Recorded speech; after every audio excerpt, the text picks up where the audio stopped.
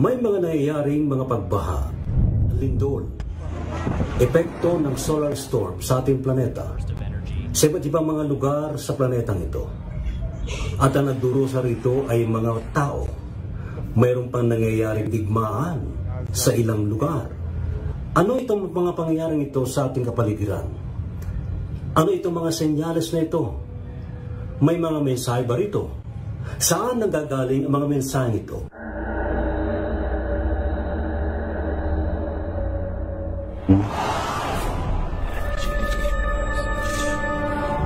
Pagbaha, lindol, at iba pa. Oh, Jesus! Ipapakitaan ng ganitong mga senyales. Mga mensaheng naipabatid sa atin, ipaabot sa atin.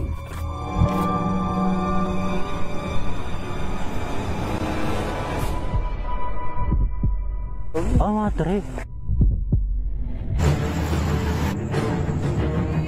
Anong itsura? Ano ba yung nangyari? Oh, anong klase? Pinapugot ang ulo. Bigla lang lumalabas.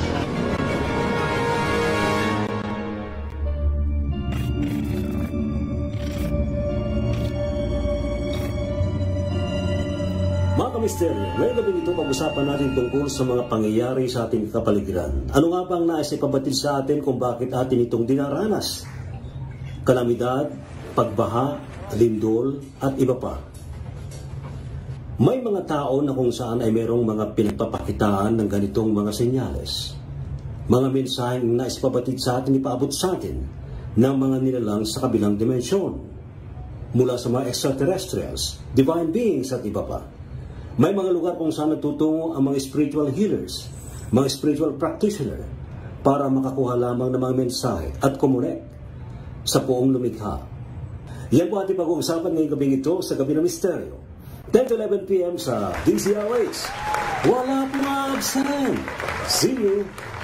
Talagayang kababalaghan, pananaliksik sa kapangyarihan ng isipan, pagpapakita ng mga nilalang, inyong matutunghayan sa Gabi ng Misteryo. Kasama si Ray Sibayan tuwing Sabado, alas 10 ng gabi sa DZRH Radio, DZRH TV at DZRH Online. Gabi ng Misteryo.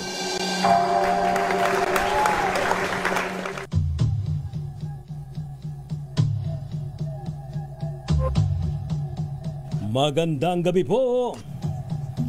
Isa pang edisyon mga kaibigan ng Gabi ng Misteryo ngayon pong gabi ito ng Saturday, Sabado. Ngayon po ay November 25 po tayo ngayon sa taong 2023. Anyo pa rin pong lingkod mga kaibigan, si Ray Sibayan. Kumusta na ho kayo? Luzon, Visayas, Mindanao, and worldwide. Tayo ho ba'y nangangamba sa nangyayari ngayon sa ating kapaligiran? Ano ha? Ba'y mantakin ho ninyo, may mga nangyayaring mga lindol, may pagbaha, mayroon pang kaguluhan sa ibang bansa, ano ha? At meron ding negatibong epekto yung solar storm. Ano ba nangyayari ngayon? Ito ba'y mayroon bang mensahe sa ating lahat? Ano ha? Well, I think pangkalatan na mensahe po rito ay tungkol po sa pangangalaga sa ating kalikasan, o di ba? Yung pagmamahalan, o di ba? Kasi parang nawawala na ho yata yun, ano? Kaya nagkakaroon ng away-away, kaguluhan, ano? At syempre yung pong mahalaga yung epekto ng kalikasan po sa atin, ano? Ito naman ay tumutugon lamang o kaya sumasagot lamang kung anong ginagawa ho natin sa ating kapaligiran. Alright, napaka-special po natin pag-uusapan ngayon po gabi ito mga kaibigan tungkol nga po sa mga senyales o mensahe. Ano ba ang mga ito? At atin po yung pag-uusapan ngayong gabi ito mga kaibigan.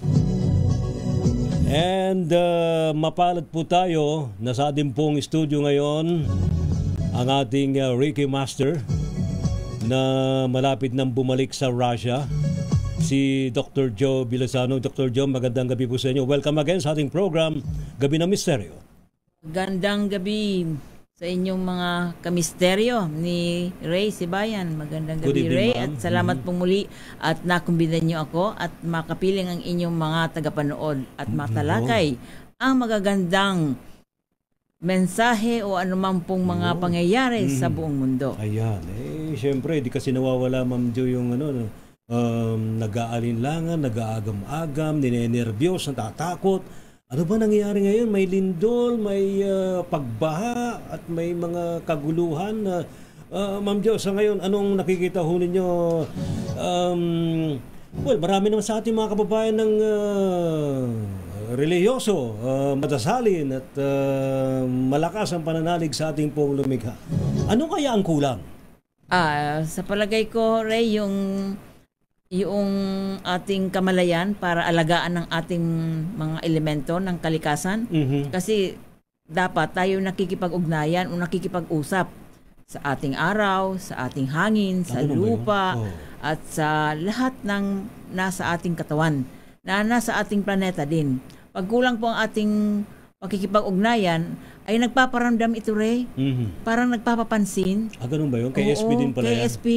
Kaya kailangan tayo nagkakaroon ng unawaan sa elemento sa ating kapaligiran. Ayan. At para po sa ating mga babayan, mamaya ho ay babanggitin ni Ma'am Jo at na ating mga kasamahan ho rito yung mga lugar na talagang may mga ano rin pala, no? May mga spiritual experiences, may nangyayari hong himala, ayun na, may komunikasyon sa mga higher beings, Ma'am Jo, sino ba yung kasama natin ngayon? Ngayong gabi po ay ito sa ating mga Reiki practitioners. Hinahasa na rin po natin na maging Reiki Master Teacher, at ngayong araw po ay nagkaroon kami ng experiences doon sa Morong Farm, Ray. Morong Rizal. Nakipag-ugnayan sa kanila ang elemento. At meron po silang mystical experience doon sa Morong Farm. Mapuntahan nga yan minsan sa tamang panahon. Mahirap mga ako eh. Wag man na. Sila yung mangungumbida sa iyo. Karapat dapat na nakakapunta ka talaga. So sino yung kasama natin ngayon, ma'am? Si Emily Bonife, isa po siyang Reiki practitioner. Healer po siya, medium, at tumatanggap ng mga mensahe, at nararamdaman niya po ang mga nangyayari sa ating kapaligiran. Yun. At kung minsan ay parang binubulungan siya kung ano ang karapat dapat na gawin para maging co-creator tayo ng ating mahal na planeta. Ayan. Ma'am Emily Bonife, no? Ma'am Emily, magandang gabi po sa inyo, ma'am. Welcome sa ating program, Gabi na Misteryo. Pakipindot po yung pinakataas. Yan. Magandang gabi po at salamat sa pag-invite po sa amin ngayong gabi. Opo. Okay ka lang, ma'am, ha? Okay lang po. Ayo. Si kanina parang, naku, makatanong-tanungin ako. No? Tatanungin ko talaga kayo, ma'am. Sasagot naman po tayo. Ayun. Kumusta po ang inyong spiritual experiences so far? So far, maganda naman po. Tulad nga po nung sabi, actually po teacher ko talaga si Doc Jo. Teacher natin yan si ma'am. Siya po yung nag-invite sa akin na tanggapin yung gift. Kasi alam ko naman po lahat tayo mayroong gift, no? Yes. Minsan lang po kasi ayaw nating i-acknowledge. Kasi iba natatakot din. Opo. Iba ayaw. Opo. Ganun naman din po ako nung simula. Yes. Pero nung nalaman ko po na yung higher beings, pinipili din po kasi tayo eh. Kung yung panahon na para magkaroon tayo ng connection sa kanila. So, maganda naman po yung experience ko kasi po nag-set din po ako ng boundaries. Why setting the boundaries? Kasi po importante po yun eh. For example, no, kung halimbawa po maghihilot ako, kailangan pong iset ko yung boundaries para po hindi po naiipon sa akin yung dark or yung mabigat na energy. Dapat po nagpo-flow. Ganun din po pag halimbawa merong... sa healing to, no? Opo. Halimbawa naman po, merong mga energies na biglang dumarating. Opo. Sasabihin ko sa kanila, this is not yet the time. Mamaya tayo mag-usap. Ganun po. You also practice dermatology. Mahalaga talaga yun, Ma'am Jo, no? Oh, dermatology. Galing mga KSB sinasabi ninyo. Yan po. Ha? Magaling Diba? na terminology yan Oo. Dermatology. Ide-deadma pag hindi panahon May at degree hindi tayo karapat ng dapat. dermatology. Bachelor of Science in Dermatology. Totoo Wow. po. Marami na yung nagpa-practice na yan, yung mga psychic lalo na, yung mga talagang may bigla nangangalabit sa'yo, di ba? Mga ganon. Alright, mamaya tatanungin natin kay Ma'am Emily yung iba pang, at kung kailan siya nag-start yung kanyang experiences, yung nasa-sense niya yung paligid, yung mga energies, ano. Nasa atin namang Zoom yung ating mga katsukaran, ano. Sa larangan ho ng spiritual and paranormal, atin munang tawagin si Brother Arvin Capacillo. Brother Arvin, magandang gabi sa iyo. Welcome sa ating program, Gabi ng Misteryo. Kumusta ka na, Brad? Yes, magandang gabi po ulit sa inyo, Sir Ray. Maraming po salamat sa pag-invite nyo. Magandang gabi din po kay Ma'am Emily at kay Dr. Joe Villasano at sa susunod nating panauhin. Sa ngayon po, unang-una, masayang-masaya po ako sapagkat nagbalik na po kayo sa screen, sa TV. Kasi ilang araw ko po kayong hindi nakita. Oh, bakit? Medyo, siyempre, napapaisip. Pero anyway, nandiyan na po kayo ngayon. Wow. Happy po ako. At the same time, may mga messages po na binibigay sa atin ang mga nangyayari po sa mga natural calamities. Yung katulad ng video na sinabi nyo na bakit yung sunrise, yung sunset, nandito sa kabilang side, bakit na dapat nandito sa west ang liwanag. Napansin ko lang naman So lahat po yan, lahat po yan, may mga messages po sa atin yan. Huwag po natin i-ignore. Para kung panaginip yan Do not ignore your dreams. All dreams have meanings. Ganun din po yan. Never ignore them because they have messages. At ano po yung messages na yun? Matagal na sinasabi, magbago na po kayo, magbalik loob na po kayo. Yun lang po. Oh, yun. Ang galing mo, Pastor. Hindi pwede si Brother Arvin, talagang napakabait na tao yan. Ano, si Brad Renato Tolentino. Brad Renato, kumusta ka na? Hello sir, magandang gabi po. Ako po si Renato Tolentino. So, okay naman po ako dito. At excited uli sa pagbabalik dito sa programa natin, sir. Programa nyo po na Gabi ng Misteryo. So, ang aking masasabi, sir, ay ang kapaligiran natin ay importante, alagaan natin. Tama. Kung ano man ang nakikita nating mga kakaibang pangyayari, ay ito ay sign na kailangan tayong mas magbigay ng pagpapahalaga o mas pagpapahalaga sa kalikasan natin. Kaya tama po yung sinabi ni Sir Brother Arvin na ito ay kailangan ng matinding alaga ng tao para yung kapaligiran natin o ang ating mundo ay bumaba pa ang buhay. Kaya wag na tayo magsasakyan. Mag-bike na lang. Di ba? Maganda rin po yun. Actually, simpleng di ba yung simpleng Dr. Joe, ma'am, yung simpleng hindi ka gagamit ng gasolina o diesel, at least kahit siguro once, twice, thrice a week, Abay, malaking bagay yun. Tama yan, Ray, dahil binigyan tayo ng paa para gamitin. At yung paa natin ay tinutulungan para mayanig ang ating katawan at maalis kung ano man po yung mga dumi, mga toxin sa katawan, at isa ring paraan pag ginagamit natin ang ating mga paa para tayong kumakatok sa ating planeta. Nagpapasalamat tayo at humingi tayo ng tulong na yung kuryente ng planeta o kaya yung creative energy ay makuha ng ating katawan. Pero kung nasa sasakyan po tayo, wala tayong masyadong pagkipag-ugnayan sa ating planeta. Kaya mahalaga na paminsan-minsan ay maalala natin siya kasi siya ang nagbibigay sa atin ng buhay. Pero ito nangyayari sa atin ngayon, Ma'am Jo, recently may malakas na lindol sa Sarangani. I think it's magnitude 6.8. At may mga nasundan pa mga aftershocks. And somewhere else, meron din mga malalakas na mga lindol at meron ding pagbaha dyan sa area ng Visayas. Tuloy-tuloy na mga pag-ulan. may mga naapektuhan, ano may meron ding namatay, ano yan, tulad itong lindol na to, ang lakas, grabe talaga yung lindol na yun, na bulabog lahat, ano hapon kasi yun, ano. Dr. Joe, ano sa tingin nyo, itong mga ganito, ako, hindi naman ako niniwala na, kasi iba, masyadong doomsday yung pinag-uusapan eh. Hindi naman siguro, kasama naman ito talaga sa paggalaw ng ating planeta, ano? Normal po ito sa ating evolution o kaya yung pagbabago ng ating planeta. At ito rin po ang lingwahe, ito po ang parang salita ng mga elemento, ng tubig, ng lupa, kaya ng hangin. Naalagaan po natin sila at maging kasama sa ating buhay. We coexist with the elements. Ibig sabihin, pag niyayanig tayo, para tayong kinakatok, Ray, uy, gumising ka naman, ayusin mo naman ang lupa natin, huwag nyo namang ginukutkot yung kailaliman ng aking lupa kasi binigyan ko na kayo ng araw para magkaroon kayo ng buhay, ay huwag naman pati ang aking bituka ay kinukutkot ninyo.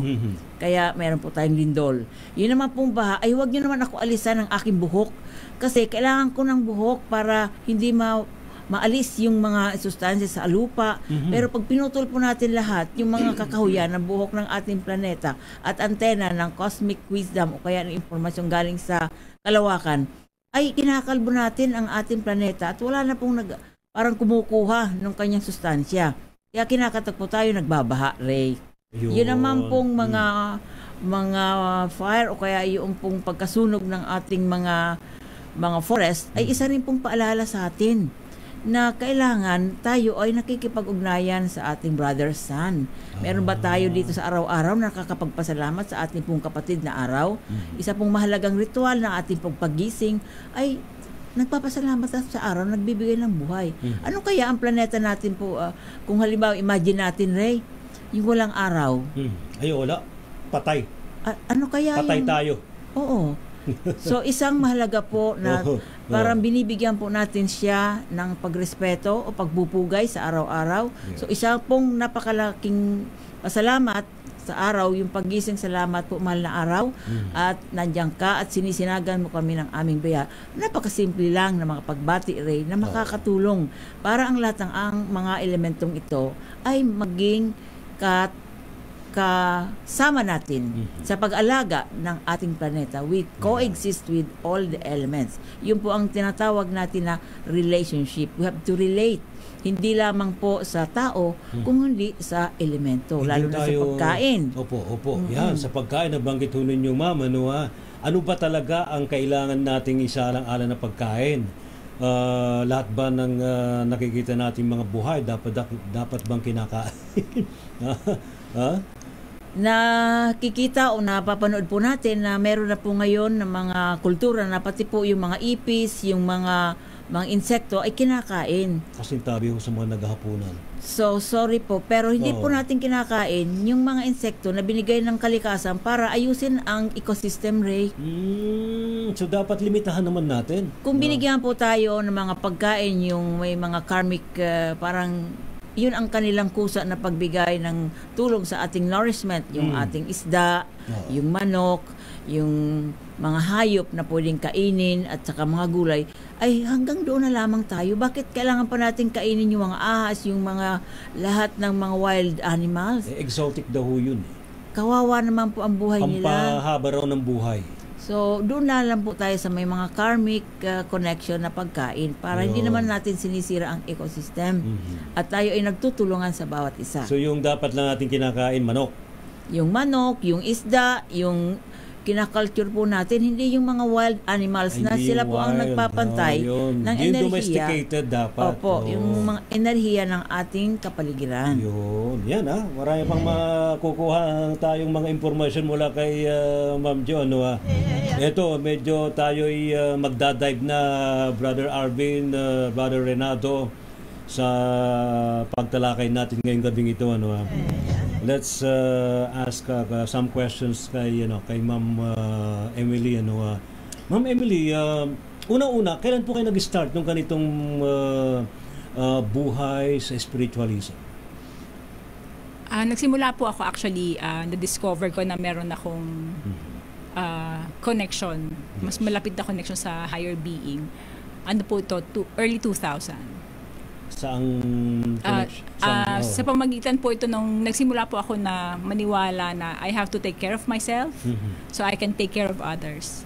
So, natutunan ko po mag-yoga. Tapos doon ko po nalaman na ang mga energy po pala natin ay magkakadugtong. Ayun. No? So, as I parang habang nagpo-progress po ako, naghahanap ako ng discipline na kung saan spiritual po talaga. Pero hindi ito nakakasira ng religious belief, no? Hindi po. Kung ano yung kinagis na mong relihiyon. Yes po. Kasi ito po, depo po ako ng Manawag, ni Mama Mary. Yes. So hanggang ngayon po, ganun pa rin po ako. Nag-aral din po ako ng Kabala. Yes. Hanggang sa, doon po kami nagkakilala ni Doc Jo. Tapos po nitong pandemya, doon niya ako sinimulang turuan. Ang sabi niya po kasi sa akin meron kang lakas. Okay. Spiritual strength. Malakas yung iyong pandinig. Okay. No, so nakakarinig before po kasi nakakarinig kayo ng hindi naririnig ng iba. Opo. Wow. Halimbawa po, minsan merong halimbawa may sakit pala yung meron akong kaibigan halimbawa na may sakit pero hindi ko alam na meron siyang sakit, no. Okay. So minsan, maririnig ako na tawagan mo siya. Kumustahin mo. Pag tinawagan ko po or magme-message ako sa kanya, how are you? Sasagot siya, I'm not good. Okay. I'm not feeling well. So tama yung sinabi sa inyo. Yes. So hanggang sa na-develop ko po yan sa tulong ni Doc Jo. At saka rin po yung, kasi po kailangan po nating simulan sa sarili natin, no? Yung maging aware po tayo sa sarili natin, sa kapaligiran natin. Diyan ko din po na-discover na ang mga halaman po pala nakikipag-usap din sa akin. Yes, so actually, So, ang mga plants, all living beings sa paligid natin, pwedeng kumausap sa atin. Yes, Right, naniniwala po ako na lahat po ng creation ni God speaks to us. No, whether yan po ay hayop, halaman, tubig, ulan, lahat po ng elemento ng environment. Ayun, ha? Yan po. Ayan, ha? Siguro sabi na iba, abay, napakaswerte nyo naman, nakakausap nyo yung halaman, saka mga hayop, saka ang araw, saka buwan. Paano naman kami? Ano may sasuggest nyo sa kanila, Ma'am Emily? Kailangan lang anong po dapat na gawin? Yun. Kailangan lang po natin maging open, maging Yes. bukas sa mga gifts. For example nga po, tulad ko. Tanggapin yung gifts sa'yo. Yes, we have to acknowledge na meron po tayong ganung Lahat gift. naman tayo meron, di ba? Opo, wag lang po tayong matakot. Kasi po, yung fear or yung takot, yan po yung sagabal, no? Kahit po sa ang aspeto ng buhay natin, no? Whether it is relationship sa physical world, sa spiritual world, pag meron po talaga tayong agam-agam or fear, yan po yung nagsiset ng sagabal talaga. So instead po na magtuloy-tuloy yung flow ng energy, ay natatakot ako. So instead po na ma-nurture yung energy na dire-diretso, tumitigil din siya. Nata-traffic yung Yes, energy. oo. May humadlang na traffic enforcer. So talagang yung consciousness po natin talaga kailangan yan palawakin natin, pataasin po natin siya. Ayan, ha? May tip na. Pero going back to our topic about planetary or climate changes at iba pa, sa palagay ho ba ninyo, Ma'am Emily, ito ay dapat nating mapagtuunan ng pansin at mukhang nangangalampag ng todo sa atin? Opo. Ang dapat nating gawin. Dapat po talaga nating isipin paano po natin ginagamit yung gifts sa environment. For example, tubig. Paano po natin siya gagamitin ng maayos? Alam naman po natin na may mga lugar na wala na talagang tubig. Yung dating maraming tubig, desierto na po ngayon. Meron naman po yung desierto ngayon, meron ng tubig. Oo nga. So, meron pong yun sa Saudi, meron ng tubig. Yun pong ganyan, may bagyo diba? na sila doon. Yes. So, I think kailangan din po nating irespeto yun yung presensya nila sa buhay natin. No? Kasi nandyan yan para tulungan tayo. Kaya dapat po, tulungan din natin ma-nurture po yung maging sustainable po ba yung ating environment. For example, yung sabi nga ni Doc Jo kanina, kailangan kung pwede mong lakarin mo na lang kasi magsasasakyan ka pa, di ba? Or kailangan talaga po i-ground natin. Alright. Uy, dito na Ma'am Emily, Dr. Joe, Ma'am, yung isa nating guest din ngayong gabing ito, Brad Arvin and Brad Renato, standby lang kayo ha. Mamaya bibigyan ko kayong pagkakataon makapagtanong at makapag-share. Ating munang tawagan yung ating paring isang bisita ngayon po gabing ito mga kaibigan via Zoom.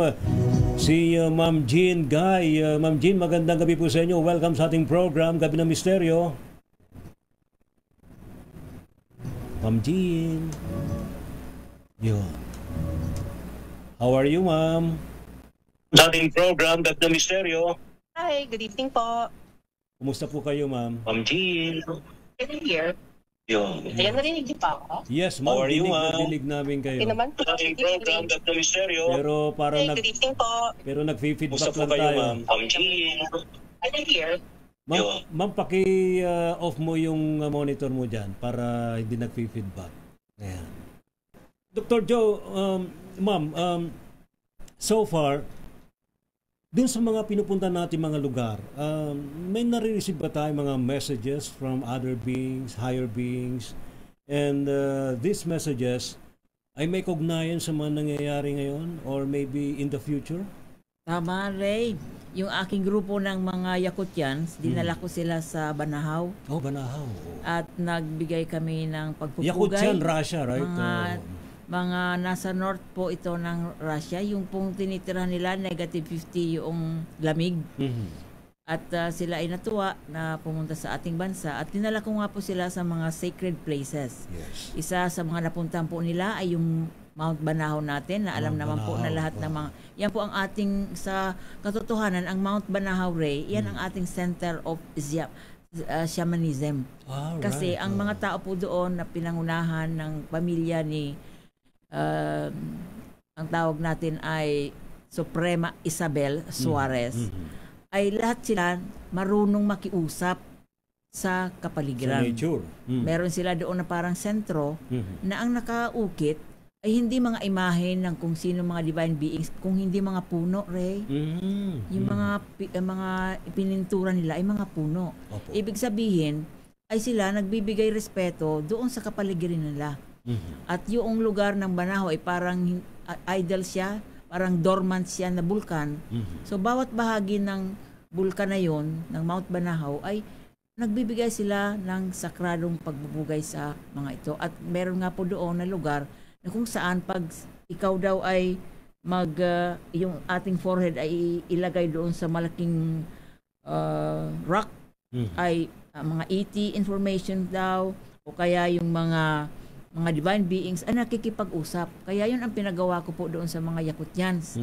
Tinuruan ko sila na mag-download, Ray, ang tawag ko dyan, ay mag-download ng information doon sa mga lugar na sinasabi nila na sagrado.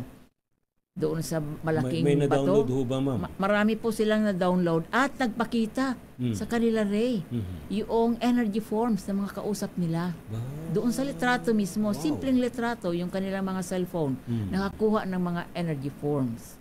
Yung tubig, pumasok sila doon sa sagradong, yung tinatawag nila na Jacob's Well. Maliit lang yung nabutas, di ba, Ray? Pag ikaw ay daw karapat-dapat, kahit ikaw ay maraming mga nalulubog doon na possess na wawala yung possession. Hindi sila. Tama po. Sa Jacob's Well. Kaya napaka-balanse po yung lugar na yon. At nasaksihan po yan ng ating mga Yakutyans o kaya Russians. Kaya kami pong mga healers, itong aking pong community of healers, regular po yan, Ray, na nagpupunta sa mga sagradong lugar.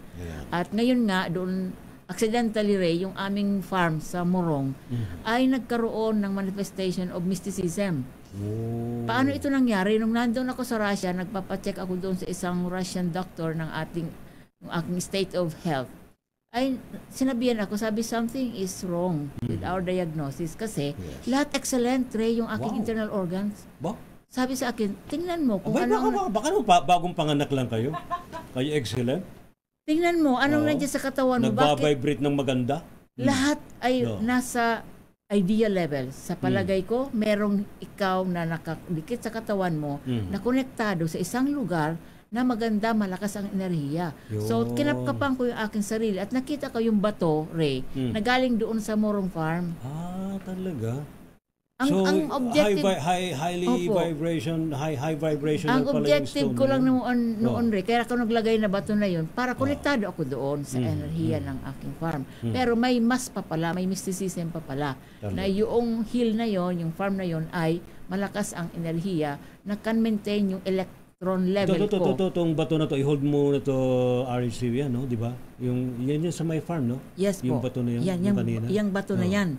At dyan ko ngayon binibigyan ng attunements o pagko-connection ang mga ating mga healers, lalo na ito ngayon si Emily, first time niya doon, pero may nasaksihan siyang mga mystical experiences. Si Jean Guy, meron din po. Jean Guy? Opo. Si yung Ma'am paglipad Jean. ng ibon na kami hindi namin nakita ang ibon. Talaga. Yan, matatanong natin ngayon kay Ma'am Jean. Ma'am Jean, welcome back again. Kumusta na po kayo, ma'am? Oo. So, yung experience ko sa Morong, yung first time I was there, mag-a-attune na po kami. Bigla may malaking ibon na parang eagle lumipad sa line of sight ko. Yes. Kasi nagulat talaga ako, napatanong pa ako kay Doc Jo na, Doc Jo, may eagle pa ba dito? Kasi talagang ang laki niya. So, but then again, after that, hindi ko na siya nakita ulit. Nakita ko yung mga normal birds. And then today po, kanina, ganun din po, mag-a-attune po ako. Tapos tama-tama, in my line of sight, ay na naman malaking ibon na puti naman pa ulit. Alam po ninyo, siguro ang suspecha ko dyan, guide mo yung ibon na yan. Ha? Yung ibon, for me, ano siya, manifestation that yung Reiki energy nga is supporting us in what we're doing. Yun, yan. Full support yun, Ma'am Jean, ano? Full support to yun. Any other experiences po ninyong napansin nung kayo nandiyan po sa may Morong Rizal? Meron din po. Yung mga during our attunement, lalo na sa yung attunement po sa bato, may mga ibang kami, Reiki practitioners, lalo na po yung mga bago. Pero ramdaman mo, usually tahimik doon. Tapos minsan, pag may umupo doon na, minsan magsasabi po si Doc Joy, ay ito, may connection po to sa elements. Tapos mararamdaman na namin biglaan. Yung hangin, parang it's embracing us. Tapos nag-rustle yung leaves as if to welcome the person. So, ano talaga siya? It's really an experience. Any message, ma'am, na na-receive po ninyo? Ano po? Sorry. Any message from them para sa tao na dapat natin gawin? A message from nature given from my experience po is, they're asking us to be one with them. No, to take care of them as they also take care of us. Yun po. Yun So, yan na mensahe. Brother Arvin, ikaw, ano mensahe mo sa amin? Yes, ang mensahe ko po, ganun nga po, yung outer world natin, created po yan ng ating inner world. Ito lang po ang sasabihin ko pa po pala. Mahirap po kasing yung tinatawag nating change napakahirap po niyan sa ibang tao. Yung tipong para magbago ang outer world mo, dapat baguhin mo rin yung inner world mo. Ano yung inner world? The words that you speak, what you think, yung pakikitungo sa ibang tao. Pag lahat po yan na bago nyo, pati yung labas nyo magbabago ho yan. Kagaya nga po na sinabi ni Sir Jimmy Licao ko, magandang gabi po sa inyo. Oy, Sir Jimmy, magandang gabi po sa inyo. Sinabihan niyo po ako na yung mga gadgets na kagaya natin yung nasa harapan natin, affected dyan kung ano yung emotion natin. Our emotion affects our gadgets. Ngayon, ito po, pag sama-samahin nyo po lahat ng mga emotions natin, ano po ang mangyayari sa paligid po natin, di ba? Yun po Ito nga po pag hinawakan nyo nga po yung halaman, pagka yung halaman namatay, there is something wrong inside you. Yun po ang isang sign Kaya, yun lang po, magbago ho sana tayo para magbago rin ang ating kapaligiran.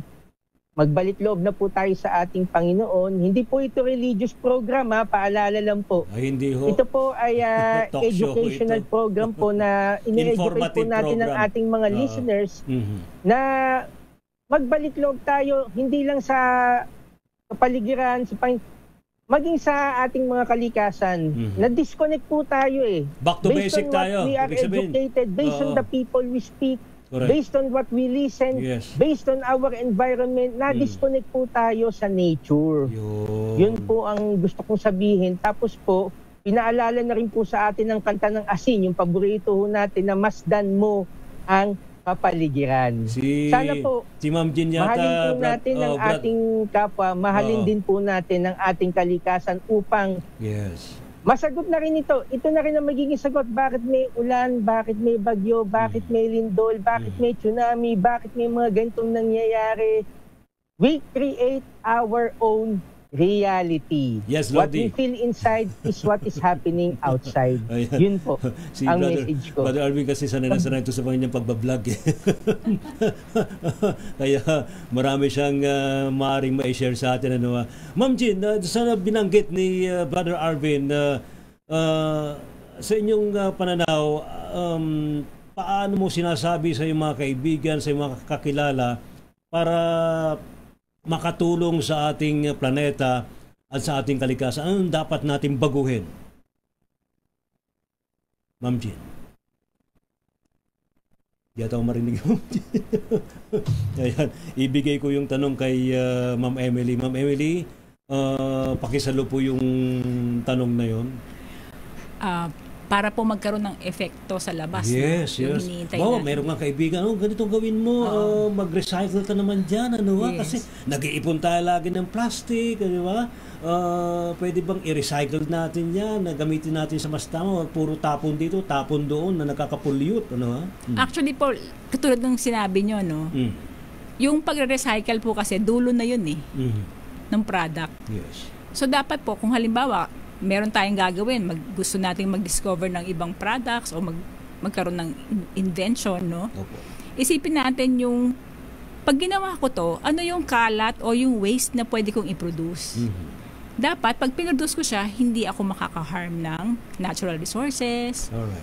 Maging sustainable yung product. Hindi yung, i-recycle naman ito so okay lang gawin ko ngayon. Kasi po, ano na lang po yun band-aid solution na lang yung pag-recycle. Pero kung wala tayong ginamit or mga bagay na hindi naman magiging basura, wala tayong i-recycle. Yes. Kasi nagamit natin ng buo yung product no? So, ganun din po yung yung consciousness natin, no, when it comes to relationship with our environment. Kumuha lang po tayo ng kaya nating gamitin, kainin, no, yung hindi po yung bibili ako ng 10 nito, pero actually hindi mo naman talaga siya magagamit. So nagko-contribute din po tayo dun sa waste. Yung isang bagay po na nagda-drive kung bakit nauubos yung natural resources natin is actually our consumerism, no? Mahilig tayong bumili ng mga bagay na at the end of the day, hindi naman talaga natin siya magagamit. Nag-accumulate lang po yun. So pag nag-accumulate po ang mga bagay-bagay, nagkakaroon din po yun ng mabigat na energy. Tama, nagiging cluttered kasi. Yes po. So, pag nagbibuild tayo ng ganun kadaming bagay, syempre nagbibuild up din yung negative energy, bumibigat din yung pakiramdam natin. At dyan nagkakaroon ng problema. Yan po, so minsan. May bugnutin ka na, may na ulo mo, pinapagalitan mo na yung asawa mo, yung anak mo, di ba? Nag-aaway na kayo, ayun. Nagbabatuan na ng kaldero sa kakawali, ayun nangyayari. So dapat talaga hindi iniipon sa bahay, dapat lumalabas, parang may dumarating na biyaya. Yes, so dapat magke-create tayo ng space. Yes, para po meron good papasok advice. na bagong space. Tama yun, Anong tama bagong yun. blessing. Yun po, dapat po talaga umiikot siya. Tulad ng mga energy na nakukuha din natin. I-channel din natin yun, pero hindi natin iipunin sa loob ng katawan natin or sa ating pag-iisip, pero ipapasa din natin po siya. Ayun. Tama yun, di ba, Dr. Joe, ma'am? Tama po yan. Lalo pag nanalo ng loto, no, dapat namamahagi ng Mag-share. Mag-share ng napanalunan, ganun, di ba? Ang batas po ng kalikasan o ng cosmic field ay sharing. Yes. At hindi po tayo tatanggap kung hindi tayo magbibigay. So magsisimula po tayo na kailangan tayo magbigay, bigay respeto, at ibahagi, i-share ang anumang pong mga resources na kailangan. Bawal po ang pag-hoard, spiritual hoarding. Ibig sabihin, ay meron kang kaalaman, ayaw mo naman i-share sa ibang tao. Spiritual hoarding, meron din palang ganun? Opo, ang nangyayari po, magkakaroon ka ng depression o sakit sa katawan kasi hindi mo pinapaikot yung tinatanggap mo na enerhiya. Kailangan po, yung enerhiya na umiikot sa buong kapaligiran natin, sa ating pong pinaka-galaxy, ay sumabay po tayo. Hindi yung tanggap lang po tayo ng tanggap at hindi natin po pinamamahagi. Alright, so may mga nagpaparamdam na sa paligid. Naku, talaga naman Dr. Joe, ma'am, yung mga kasama natin mukhang nagdadatingan na. Yung mga hindi natin nakikita. Pinag-uusapan po natin sila, kaya tumutulong sila sa ating pagda-download ng information. Biglang may nagpaparamdam. Pero mamaya siguro may babahagi rin po ako mga messages na ibinulong sa atin ng mga marites. Yeah. Marites ang tawag. Pero seriously speaking, tayo pong lahat we can also connect to our higher self, sa ating mga higher beings.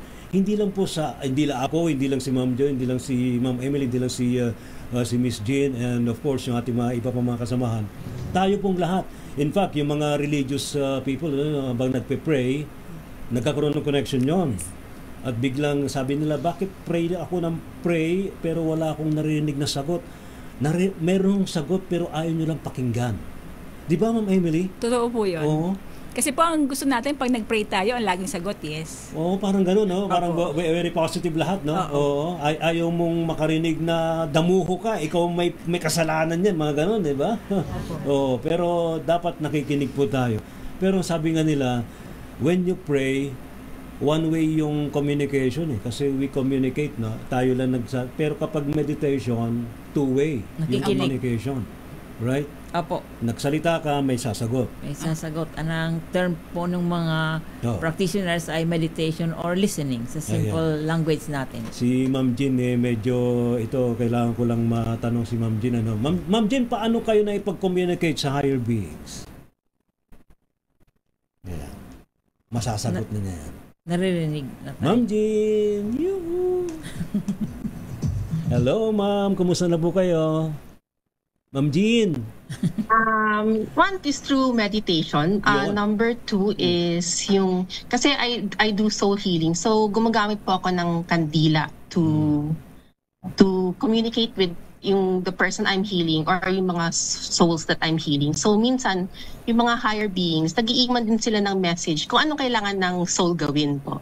Ayun. Pero sa pangkalahatan, Ma'am Jean, meron ba kayo nare-receive na messages, let's say, for humanity? For the whole world, sa buong sangkatauhan? For humanity, more siya well, mayroon silang usual general message, which is always to be kind to others. Yes. Yun po. Tama. And for every soul that I heal or I help pass, it's always be kind to others. Okay. Ito, ipapakita ko muna sa inyo mga kababayan. Yung isa nating kaibigan dito, isang shaman to, Dr. Joe, Ma'am Emily, si Kuya Jay. RHTV, baka ready na yung video ni Kuya Jay para marinig natin kung ano man ang nakuha niyang messages from other beings. Meron siyang pamara na ginawa rito, Ma'am Jo, ating ang panoorin. Hello, KJ nga po pala. So, today we will try to connect to the celestial beings, UFOs, ETs, then I hope they can connect to me. So, let's pray. Namaste.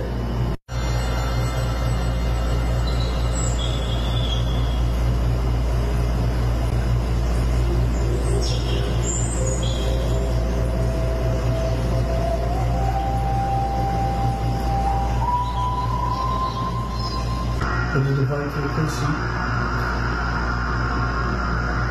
Kung ano yung kanilang sasabihin ito, sasabihin ko lang dito sa inyo.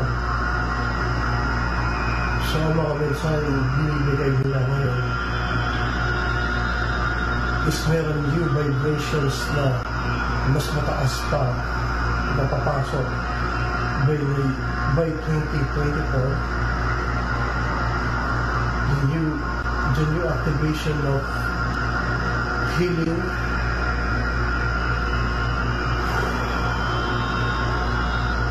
ipinapakita na sa akin na mas mag-connect tayo sa nature. At sinasabi nila sa akin na nagpapapatawad sa bawat isa.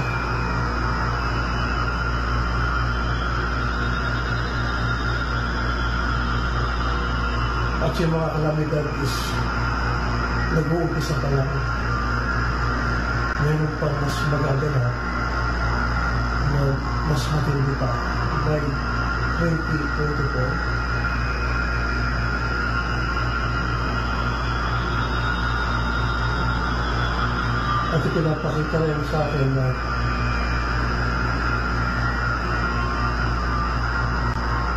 itong Earth is mataas na already nasa high frequency na pinapakita sa akin ngayon. At meron ako na-visualize na parang nakakamay. Hindi ko na parang nalulunod ako. Nalulunod. Or maybe something will happen or mangyayari sa tubig. And then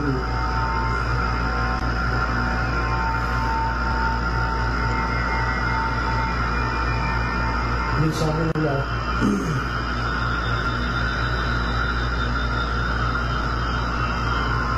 sabi nila, nababasa nila yung isipan natin at walang may katago.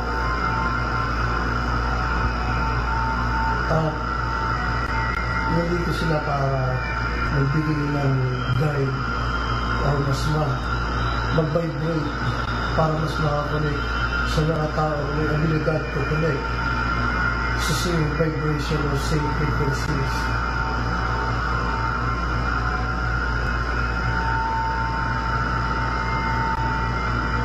So for now, yun lamang po kasi medyo bumibigay po ng aking katawan.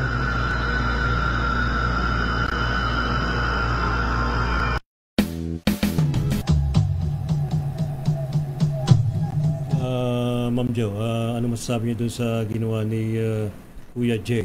Opo, may ginawa po siyang channel ng Cosmic channel Field. Siya, right? Oh. Dahil ang Cosmic Field po ay information field yan. Pag may isang tao, tulad ni Shaman J na humingi siya ng mensahe. Nag-download siya. Nag-download po siya. So, bibigyan po siya ng information para po siyang nagkaroon ng ability na parang radio siya, tumanggap po ng frequency ng radio at na-interpret niya yung mga information sa cosmic field para sa sangkatauhan. At yung pong mensahe na mayroon pang mga sakuna na dadating, ay pwede naman po natin pakiusapan ang mga elemento. Dahil ang creation law ay hindi po destructive. Creative po yan. Kaya kung meron man po na binigay na mensahe sa ating kasamahang shaman, ay pwede pong pakiusapan na tayo po ay magsisi sa ating mga ginagawang paglapastangan ng mga elemento at tayo po ay natuto na sa ating mga aral at kung pwede ay hindi na tayo po ay dumanas ng anuman pong mas mabagsik pa na mga kalamidad dahil tayo po ay natuto na. Pwede namang pakiusapan. Ma'am Emily, kayo ho ba nagcha-channel din? Opo. Ganon din, nagsasalita rin kayo ng ano? Ang pag-channel ko po, hindi siya yung magsasalita ako. But it's more of messages like, I have to tell this to this person. Tama din po si Doc John, no? Na katulad po nun, meron po kasi sa akin minsan dumarating na message. Pero visual po. Visual? Hindi siya... visual na symbolic? Opo, makikita ko po siyang ganyan. I-interpret mo na lang? Oo, so even before ko po siya i-interpret, I have to meditate. Okay. I have to pray over para it. Para tama yung interpretation. Opo, so I would ask the light to give me the consciousness na it is beneficial for everyone. Okay. So whether it's warning or good news, no? So meron ding paraan po ng pagsasabi niyan sa mga kasamahan natin. Yes. Kasi minsan po, pag katulad, meron tayong, for example, warning, no? Pag negative po yung una natin naririnig, nako-cultivate sa utak natin yun. So mahirap na po siya i-switch into something positive, no? Yes. So ang ginagawa po natin is, okay, pwedeng mangyari ito, pero kung gagawin natin to, pwedeng hindi yan mangyari. No? So yung pong ganun. Kung ano man po yung message, minsan naman din po. Ngayon, wala ba kayo natatanggap na message niya? Actually, they are thankful. Maghapon po ngayon, yun po yung nare-receive kong message. Katulad po nung sa Morong kanina, no? Pagkatapos po namin mag-attunement, papunta kami dun sa Energy Rock, kung nasan yung lugar na nandun yung Energy Rock. Naglalakad kami, by the road, may mga white energy. Kanina ko lang po nakita na ganun kaputi. Tapos nagbabaw po sila habang dumadaan kami, nagpapasalamat. So luminous yung white, yung pagiging white. Ang puti niya po talaga. As in, maputing-maputi po talaga siya. Nagbabibrate sila ng white. Opo. Normally po kasi ang nagpaparamdam sa akin, gray. O kaya po, yan, normally black. Minsan kalahati, minsan buo. Didiretsahin ko na si Ma'am Emily. Nakita na ho ba kayo ng extraterrestrials? Nakakaramdam po, pero hindi pa ako nakakita ng ganon. Divine beings, angelic beings. Yes, meron po. Ayun. Kasi yan po minsan nag-iinganyo sa akin na matagal ka nang hindi nakikipag-usap. Kailangan mo... Di mo pinapansin yung guardian angel mo. Opo, kasi ang kailangan po talaga practice. You have to harness also the relationship. Actually, dapat yung bonding eh. Yes, diba? opo. Totoo po yun. We establish yung bond natin with our guardian angels, di ba? Sa mga ancestors po natin. Sa ating mga ancestors, di ba? Yun nawawala sa atin eh. Opo. Masyado na kasi tayong nasa cellphone. Naka-cellphone, di ba? Nanonood ng TV o kaya kung saan-saan na naglalakwat siya, yun. Opo. Pero I think it's about time. Dito lang huling lahat na tayo makipag-bonding naman sa kanila, no ha? Huwag naman natin isipin na nababaliw tayo, pero tama yun eh, di ba? Opo. Yun talagang dapat natin gawin. Si Brother Renato Tolentino. Brother Renato, pakishare mo naman yung yung experience mo ng extraterrestrial encounter ba to o UFO sighting, Brad? Yes sir, ito po yun. Nangyari po ito noong April 5, 2022 dito po sa malapit sa amin. So nasa taas po kami ng 4th floor at maya-maya around 8 o'clock ng gabi, meron kaming nakita ng aking partner na ganitong object. So, yung pinakamalaking bilog, ito po yung para siyang flying saucer, tapos meron siyang pabilog ba to? Meron siyang 3 kasama. So, ito ay para siyang umiikot dahan-dahan. And ang kanyang kulay ay bright green o green luminescent light. Tapos bigla na lang siyang nawala. Siguro mga 5 to 10 seconds, nag-fly away siya going to south. Okay. Tapos di na po namin nakuha ng video kasi sobrang bilis nung nangyari. So, Sunday po yun. And before that, nung bata kasi ako, meron din akong nakikita mga sightings. So, yung bahay kasi namin, hindi siya accomplished, as in, kumpleto yung bintana. So may mga siwang-siwang yan. So minsan pag sobrang init, lalo na pag summer, binubuksan namin yung bintana. Kita yung see-through yung sky. So makikita ko minsan, mga madaling araw yun, nagigising ako, may nakikita akong unidentified flying objects na transparent ang kanyang itsura talaga. Pero Brother Renato, ano ang naramdaman mo right after that experience? May nakipag-communicate ba sa iyo or meron ka bang na-receive na message or what? For a few days, sir, may mga napapanaginipan ako na about carbon footprints. Meron ako nakikitang image na puno just to test na magtanim tayo ng puno na ito yung makakapigil sa pag-aging ng Earth o ng ating planet. So para magkaroon siya ng lungs o para mailabas yung o ma-decrease yung init na napuproduce ng man-made things tulad ng ating pinagkukunan ng energy or something else like yung mga sasakyan natin para yung hindi tayo maapektuhan ng mga calamities in the future. So, yun lang po, sir. Alright. Salamat, Brother Renato. Sandali lang, baka maubusan naman ako ng oras. Meron lang din akong share dito, Ma'am Jo. Ito, mga marites din kasi ito eh. Kasi naman, bakit ba kailangan makipag-marites pa ako sa mga ito? Si Ma'am Jo, yung reaction ni Ma'am Jo. Pero ito, kinuha ko lang yung mga mensahe nila. Ang sabi, ito ano rin to mga extraterrestrial beings.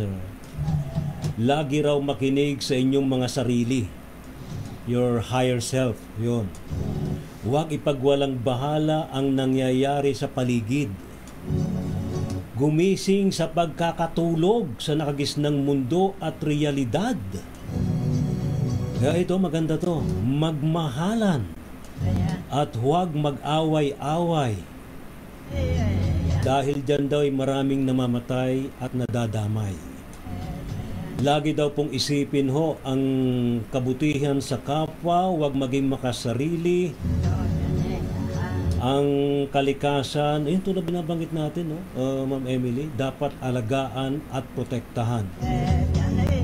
Marami pang mangyayari, lahat ay kumikilos, dapat makasabay ang tao sa pagbabagong ito. Marami ang mapag-iiwanan, pero unti-unti din silang magigising. Yes, sabi nung Marites. Sorry, Marites na tawag ko sa inyo. Disasters will be worst. It will be felt everywhere of the globe. Walang mawawalang bansa pero magdurusa ang mga tao na nasa third dimension. Natanong ko about arrival. Maybe their arrival. There will be a fleet of ET beings arriving on this planet to meet those living among you. They will come from different galaxies. It will be a galactic conference. Bah, meron din pala mga conference na Dr. Joe? Meron po yan. Meron pala yun. Among highly advanced and enlightened beings, hindi pa sila makikita directly ng tao, pero there will always be sightings of ET existence, hindi lang UFO. Actually, sabi, there is no UFO. Every craft daw ay already identified by man. Yung mga nagtatanong about invasion, no invasion. I repeat, no invasion. Right. Kasi binibiro ko sila. Ano ba yun? May mga nagsasabi, invasion daw kayo. Hindi, yun. Wala yun. Sorry na lang. Alright, we from different galaxies are here to help the evolution of man. And speaking of evolution, yes, man are evolving but very slow. Yes, there are chosen to evolve in advance to help others to evolve. And yes, that's normal. When man evolves, he will see what he cannot see before. Ayun, tapos na yung chikahan namin ng Marites. Salamat sa Marites niyo. Maraming paalala. Actually, ito galing daw ng Sirius Constellation. Sabi, paano nakaugnay yung mga Marites mo, Sir Ray? Secret. Secret. Ma'am Emily, maraming salamat po, ma'am. Ano po masasabi po ninyo sa ating mga babayan na I think di naman natin kailangang makakita, no? Di naman natin kailangang makita ng milagro or whatever. Pero yun din ang inaasam ng iba. So anong dapat natin gawin para mag-connect tayo? Una po, let's spread kindness, no? Be kind to one another, sabi nga ni Jeannie. Pangalawa po ay love your neighbors as you love yourself. Yes. At pangatlo po ay tumanggap tayo ng biyaya, no? For the sake of sharing, not only for us. So, desiring to share. Kasi po, pag when we desire to share, meron naman din po tayo marireceive kasi hindi naman din po tayo pababayaan. Correct. So, yun po. Ma'am Jenny, magandang gabi muli sa iyo. Any word para sa ating mga babayan para to inspire them, ano ha?